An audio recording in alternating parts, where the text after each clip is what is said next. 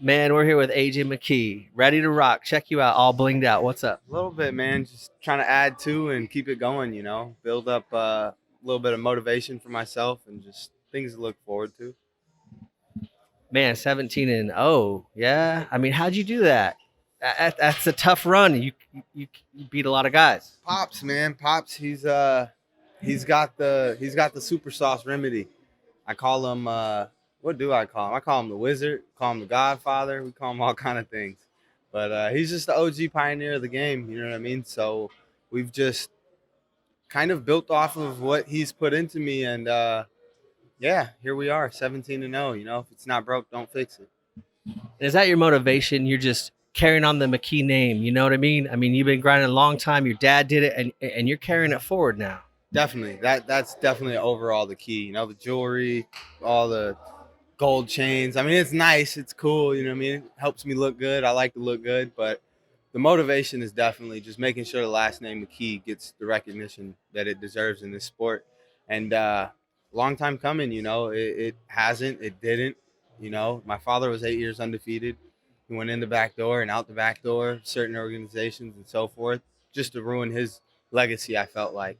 Um, and he just never really got his shot. He was kind of before his time, and then you got a guy like Khabib who's literally the exact same style, just a little bit more stand up, and they glorify him for it.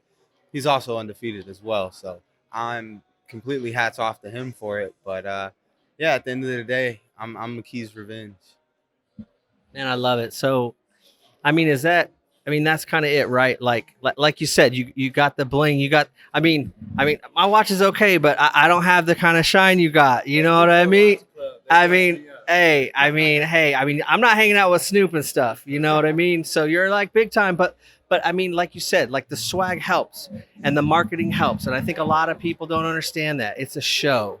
You can be good at fighting. You can be great at fighting, but you got to have a brand. You got to have an identity, and a lot of people don't understand that. And now more than ever,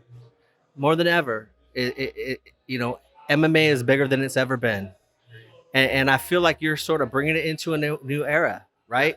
I mean that's what's up. The new era, man. It's the wave. I'm the mix of the second generation fighters. So yeah, I want to do something with Louis. You know what I mean? I always got my Snickers on hand. So. I always see you rocking the Snickers. When the hell are they going to sponsor you? Come on, give you a lifetime supply. Give you a lifetime supply of Snickers, please. Like, Snickers, are you not satisfied or what? I love Snickers. I do too, bro. I grew up on them. Just weight cutting. It was Snickers, Sprite. Like right after weigh-ins, that was what it was. Snickers and a Sprite. Still to this day, that's what we eat in the house. Snickers and Sprite. That's like our cheat. Yeah, it's pretty crazy. So what's the game plan going into this fight, man? I mean, obviously you got the reach. You're very unorthodox, but you got some sick submissions. What was that? That was the McKee, like with the arm under and grabbing the. You know what I mean? It's just a wrestling move that I've been doing since I was a kid. I used to chin whip kids a lot, and then I'd get stuck on my back trying to just crank kids over with the underhook. And my dad hated the move growing up, like hated it, because I'd lose wrestling matches. I'd get pinned sometimes. And we kind of improvised and added to a little bit here and there. I put together the body triangle, which I had never done before with that move. It was really, yeah, I'd never. I mean, you locked it. I mean, you locked it. Yeah, it was sharp. I just knew because if I secured the lower half, then at that point he couldn't roll over because my dad will roll. Like the second I get the underhook, he'll roll to his back and it releases the pressure off the neck. You know what I mean? Because his shoulders hit the mat before obviously the arm. But locking the lower body is that's where it was at. So I locked that up and then I shot the underhook and that was all she wrote. Now, was that sort of like a slow pressure, like choke? I mean, it seems like more of a crank. Yeah, it's more of like a crank. It's just very uncomfortable and kind of like spleen splitting. You know what I mean? Yeah. You're kind of stretching them out like that on that side. Like yeah. A very uncomfortable chiropractic. Free adjustments, compliments of the McKees. But yeah, and then obviously you have the reach. On Pitbull, you got speed. All the things your dad was talking about, right? On paper, you got all the boxes checked. But what I see is an X factor. I see someone who knows how to win. and it's inspiring. And I don't think guys like Snoop are picking you for no reason, man. I mean, he picks winners. So what is it? How do you win? You find a way to win, whatever it is. It's unorthodox, but you do it. Improvise. You gotta, improvise. You make adjustments while you're in there, and that's key.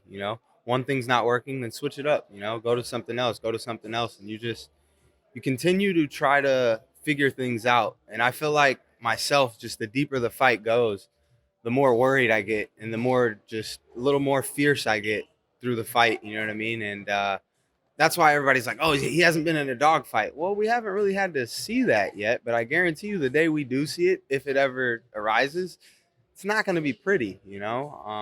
My father having one of the most dominant styles, he made sure that I was able to beat him, because if I can stop what he's doing and what has worked for many, many years in his league, and I can still be flashy at the same time, then like, man, you got it all. You're articulate, you're young. This is what he always tells me. You're charismatic, you like the fashion, you like to look good. What else more can you ask for? Right, the full package. And and so I mean, like he talked about that at the press conference. You started at a young age. He was training you early. I mean, that's crazy because I got a 4-year-old and a 3-year-old, Henry and Charlie, and I play wrestle with daddy.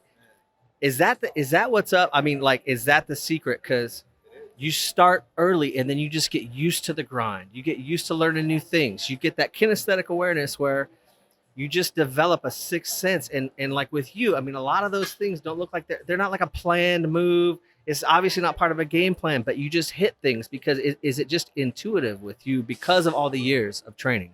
Definitely. Even my 4-year-old brother, he's in the gym every day. I got to go train today. He tells us, packs his bag. I got to go train. No, I don't want to go to school. I got to go train. No, you have to go to school, Mason. So at 4 years old, though, the kid's doing arm bars. I taught him a heel hook last week because I saw him grabbing legs. I'm like, no. Look. Okay, right here, you put this one here. You go back here and you pull this. Okay, tap. Oh, be careful. You hurt my knee. And like you just let him be aware of what he's doing, so it's conscious to him. Like, okay, this attacks that, this does this for that. Like armbar, you tell him armbar, he's gonna go for an armbar. So it's just building that self-awareness to the point to where once you're in there, you're already aware of what you do. So it's at that point analyzing what your opponent does and being aware of what they do.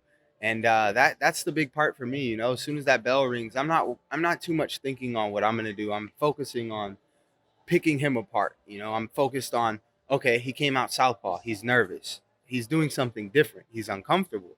You know what I mean? It's those little things. I would say body language. You gotta read all of that in there at once. So it's putting all of these different dynamics together at once. So that's more of like a mental game thing, right? You just see.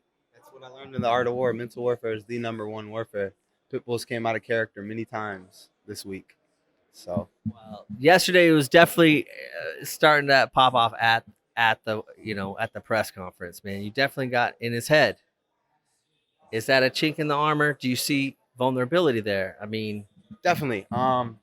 Just myself previously fighting off anger and emotion, plus reading books. The Art of War is a great book. I that's probably about one of the 3-4 books I've read start to finish.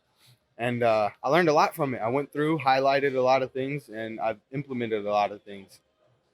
And it's mental warfare is the key to warfare. If you can get in someone's head, then you're already winning. so is that what you tell a young kid that wants to come up and be like AJ McKee? You know what I mean? They want to be like you. I mean, whether you like it or not, man, you're a role model now. People are going to be watching you.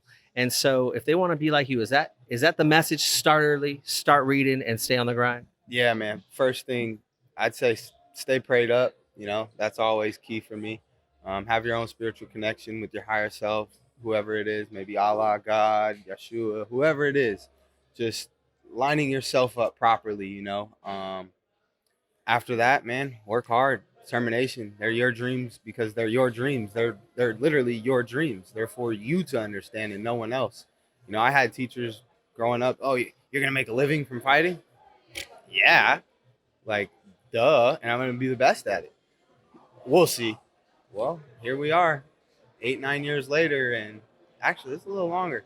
I'm realizing how old I'm getting as well. I'm 26 now. Like I was always the young kid in the gym. Like I realized like I got like you said, a lot of young guys in the gym that look up to me. So it's being able to self-reflect, look in the mirror, and make those adjustments to be able to lead them in the right direction as well. Man, now you're an OG. Trying to get there. All right. Thank you, John Shields with AJ McKee, the future of the sport and Fight Famous. Thank you, sir. Thank you. Appreciate you for having me.